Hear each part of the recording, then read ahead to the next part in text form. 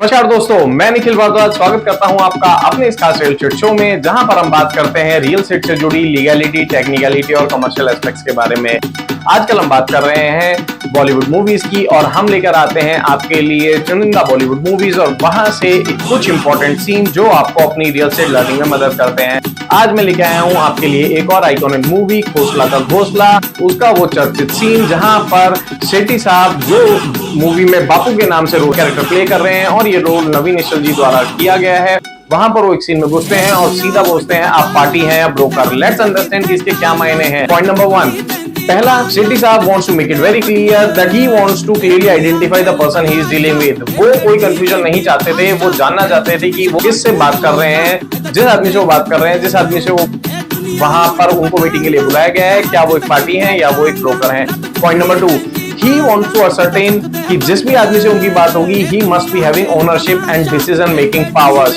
उनके पास एक decision making powers होनी चाहिए। he don't want to somebody who is dormant, who is actually just being a face of the transaction।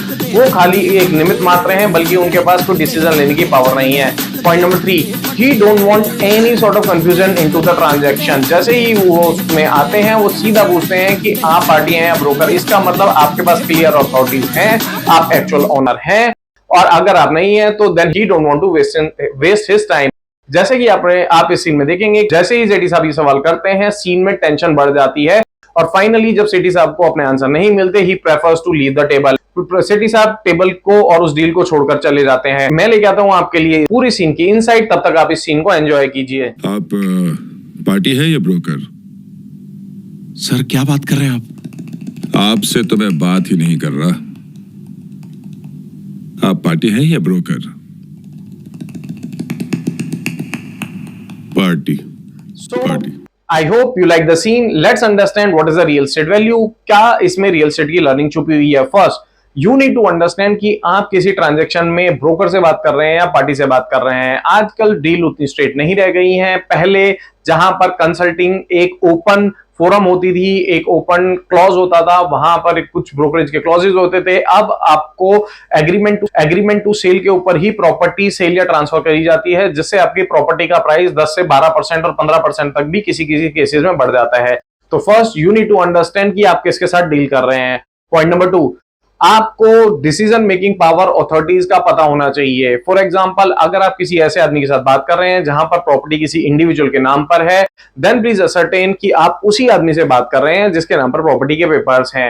अगर आप किसी ऑथराइज कंपनी रिप्रेजेंटेटिव से बात कर रहे हैं तो प्लीज एंश्योर कि कंपनी ने अपने लेटर हेड पे या अपने बोर्ड ऑफ रेजोल्यूशन में उस पर्टिकुलर पर्सन का नाम बताया गया है, मेंशन किया हुआ है, जो आपसे उस ट्रांजैक्शन को लेकर बात करना चाह रहे हैं। Point number 3, there must be clarity of roles and responsibilities. आप एक ब्रोकर को, एक कंसल्टेंट को, जो कि कई बार डील में बहुत इंपॉर्टेंट होते हैं, वो आपके सारे रिस्क को मिटिगेट करते हैं, उनका रोल एंड रिस्पॉन्सिबिलिटीज क्लियर होनी चाहिए, उनकी अकाउंटेबिलिटीज क्लियर होनी चाहिए, उनके पेमेंट टर्म्स क्लियर होने चाहिए। पॉइंट नंबर 4, किसी भी डील में ब्रोकर का जो रोल होता है वो उस डील से, उस रिस्क से जुड़ी हुई रिस्क को मिटिगेट करना होता है।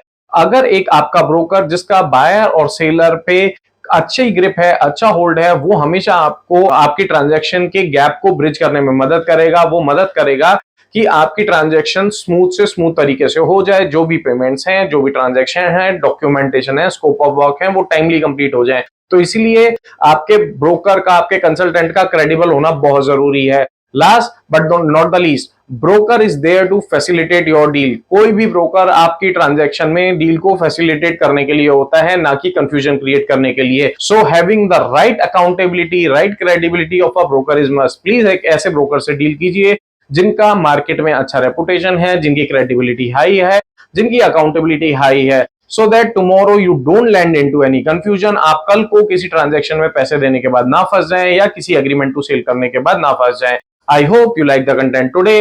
Please do let me know which topic of real estate you want me to cover so that I can bring you same information for you। मैं आपके साथ जुड़ा रहूंगा, लाता रहूंगा आपके लिए ऐसे ही रियल एस्टेट से जुड़ी अहम जानकारियां, ताकि आप एक बेहतरीन निवेश कर सकें और अपने सपनों के घर को सपनों से सजा सकें। Please share this content, like the content, comment here, and I'll see you in next video. Thank you.